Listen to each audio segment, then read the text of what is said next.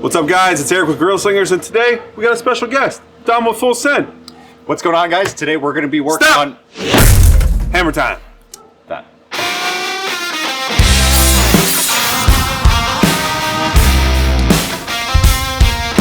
All right, guys. So on today's episode, again, we have Dom with Full Send BBQ. Thank you for coming out, brother. Yeah, I really appreciate it. Thank you for having me. I appreciate it. We've been looking forward to this for a long time. We've been talking to Dom on social media. He's doing pop-ups out there. Why don't you talk about the business a little bit? Yeah, so my name is Dominic. We run Full Send BBQ. We're veteran-owned, family-operated, and basically what we do is private events, catering. We do a lot of pop-ups at local breweries and whatnot. Our most recent one was Long Beach, first annual Long Beach barbecue festival at Trademark Brewing, which was a slam dunk. We hit it out of the park. Nice. So, yeah. Yeah, we even got a little spot of him on what was that? NBC, CBS? What was it? Yeah, I was on KTLA 5, and then 2 days later I was on Fox LA for Good Morning LA. So nice. Or Good Day LA. Yeah, I would be terrified being on camera like that. Millions of people. So today, what we're gonna do, something we talked about that you're very excited about, is the Thor's hammer. Why don't you talk about it a little bit? Yep. So this is the Thor's hammer, otherwise known as beef shank, and it is. This piece of meat was sponsored by our buddies over at Meat Homie and Pico Rivera. This is actually American Wagyu, and what it is basically, it's the leg of the cow. It is a very overutilized piece of muscle, so these are one of these things where we're going to really have to cook and render down for a while. Okay. Obviously, people know, with beef shank, like most of buco, that kind of thing. Yep. Super low, super slow, but tons of flavor. Absolutely. But we got to give it enough time for it to really break down the Yep. connective tissue. How are we going to prep this thing? So not a whole lot of prep going on. Our friends at Meat Homie already did a lot of the trimming. Typically when you get your beef shank, obviously your muscle fibers are going to go all the way to the end of that femur. But all we have to do at this point is really remove some of that silver skin, Okay. get a good layer of binder on there, and then get some of our seasoning on there. That's pretty much it. Sweet. Let's get into the trimming prep. Now, this process right here that they've already done, this is called Frenching, right? Mm-hmm. Yep. So you see this commonly with like a rack of lamb or even with certain steaks, but we do it here as well. Mm-hmm. So why don't you show us how to get the silver skin off and get it all prepped up? Cool, perfect. So we're gonna start with our trimming knife. One pro tip that I would recommend for anyone trimming, whether it be a brisket or in this case Thor's hammer or beef shank, is throw it in your freezer for about, I don't know, like 30 minutes or so. Get it a little solidified so that when it comes to actually trimming the silver skin or the fat off, it's more solidified and you're not working with like jelly and whatnot. Okay. We obviously didn't do that, Nope. but we'll work with what we got. So Cool. we'll just, biggest thing is get some of the silver skin off. We want to get most of the silver skin off and some of this fat, just because there is already a lot of intermuscular fat in it. And we want a lot of surface area for our binder and our rub. So let's just start by taking some of this off. First one I've ever done was, like I said, when I was at my friend's butcher shop in Pico Rivera, he has a wide selection of different kind of exotic meats and whatnot. This is one of the things I saw, and I thought to myself, that'd be a pretty good thing to kind of like smoke and maybe call it Thor's hammer. Okay. So he sponsored one of them. He gave me one, and then I smoked them for the first time, and I like that a lot. Nice. And it's very cost effective too. You're not going to have to pay a bunch of money for it, and it just kind of holds its peace too. Yeah, because I've looked at pricing before, and when you get into like the Wagyu meats, if you're going for stuff like ribeye, fillet, those kind of cuts, I mean, you're paying $35, $45, sometimes plus $50 a pound. Yeah, it's insane. And this is American Wagyu, and this is we're paying about $6 or $7 a pound for this. So oh my God, that's a great deal. for the time being, until it gains its popularity, it might be gaining a little bit in pricing. So Yeah. Shout out to the Meat Homie. yeah. Thanks, dude. Making my Meat Homie. Yeah, there you go. This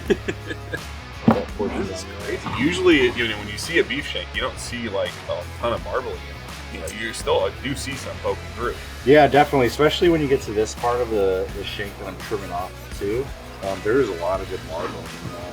That's So looks like it's basically at the back of the calf, it, right? it's basically what it is. Nice. So what got you into doing barbecue? Man, it's I've always been like somebody that's cooked at a young age. My mom always told me growing up, like, when you grow up and you get married, you're going to be the one that cooks. It's not going to be like the typical stereotype where the wife cooks or anything like that. You got to learn. So she taught me a lot of it. She kind of laid the foundation on cooking. Then, getting in the military, when I traveled around the world, the universal way of cooking is with fire. So I got to experience really like barbecuing in different ways and different cultures around the world. Nice. So it's kind of rewarding in that sense. It's therapy for me. Yeah. So what branch did you do? So I'm still actually in the Army National Guard. Very cool. Working on finishing up my contract there, and then hopefully by the end of that contract, we do a full Send BBQ full time. Out of all the places you've been, where's the best food you've had outside the United States? Man, that's a difficult one. Southeast Asia. I like a lot of Southeast Asia. I really enjoyed my time in Germany, specifically because of the beer. There's just they take their crafting in beer and brewery. It's just different. All right, so pretty much all prepped. I imagine this part right here, which is the shin, we're leaving this on here to kind of keep everything intact, right? Yep, that's basically it's just for structural integrity. We don't have meat on this side, so we don't have to worry about biting into anything. We just want to keep all that meat together on the bone. Okay, it's kind of like the beef rib roll. You leave it on there. Exactly, yeah. Cool. All right, so I would imagine next we need a binder. Yep. Cool. We are going with mustard. Sweet. Can't go wrong with that. We are just going to get a good coat of mustard all around. Got that all shaken up. And then I'm imagining we're going to want to change gloves and put on some rub. That's it. I just stick out one. Yeah. But you know what? Tell you what, I got clean gloves. There you go. I'll shake you. You go ahead and pat it in there, okay? Now this is the one that you brought. Why don't you want to talk about the rub a little bit? Yeah. So this is Blazing Star. This is one of my good friends of ours. They've got a repertoire of different kind of flavors and rubs. We like Blazing Star just because it kind of coincides with our Filipino Texas fusion barbecue, and a lot of their rubs and whatnot are Asian inspired rubs. So nice. That's what we go with. Yeah, smells great. Looks like it's keto friendly and gluten free. That's right. It's also a plus as well if you're into that. But yeah, let's go ahead and get some on there. Get a good coat of that stuff. There you go. All right, so we got it all seasoned up. We're gonna put some foil on the bone, right? Yep. Basically, the idea of this is just so you don't char the bone. You want good presentation too, so we're gonna just put a layer of insulation on this bone just so it looks nice. And then do we cap the top or just leave it open? You can cap the top, you can leave it open. In this case, we're just gonna leave it open. Perfect. Cool. This guy ready for the smoker? That's it, yep. All right, let's go ahead and get it on. What temp are we gonna be running at? Initially, we're gonna want as much smoke as we want in there, so we're gonna start off with our smoke setting, probably around 180 to 225.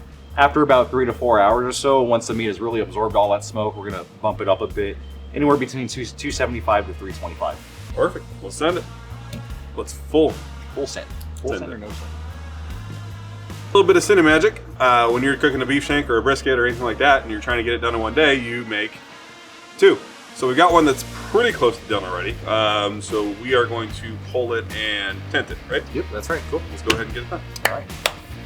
All right, so as you can see, this one looks a little different. It's in a cast iron pan. It's got some veggies in there. We've got onions. What else? Yeah, we got onions, carrots, tomatoes, put a little bit of olive oil in there, salt, pepper, some of the Blazing Star rub. Cool. And that's pretty much it. Just to help kind of braise it a little bit. Yeah, braise it a little bit. It's gonna help keep it moist too during this wrapping process. So you'll see shortly we're gonna put the little foil tint around this and it's just gonna add a bunch of extra flavor. Let's do it.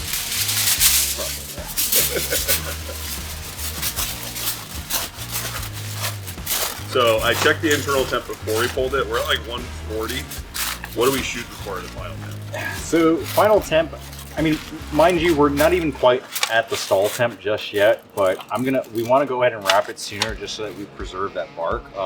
Yeah, so when it's all said and done, we're looking at a final temp of about 195, 200. How long do you think we'll take to get to that final temp? I'm thinking at this point, probably another 2 to 3 hours at 300 degrees. Okay. Yeah. Cool. We'll catch up with you in a bit.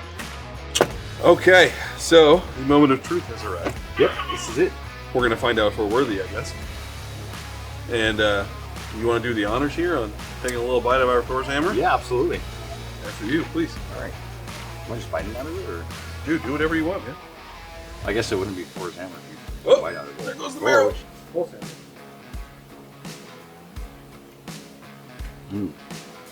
That's good. You get it? Yep, that's it. I think we nailed it. We get a little scrab at that.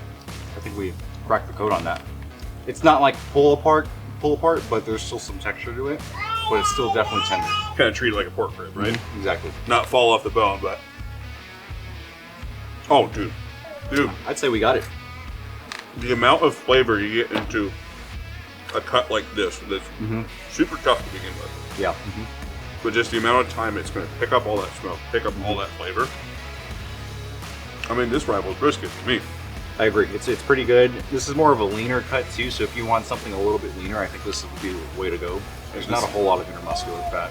This is like the ultimate, like, I'm going to come and show off my skills at a party. Yep, and then we got all this goodness down here that's just going to break nicely. That's just begging for like some crusty bread. Yep, it is. Well, thanks for coming on and showing us how to get this done.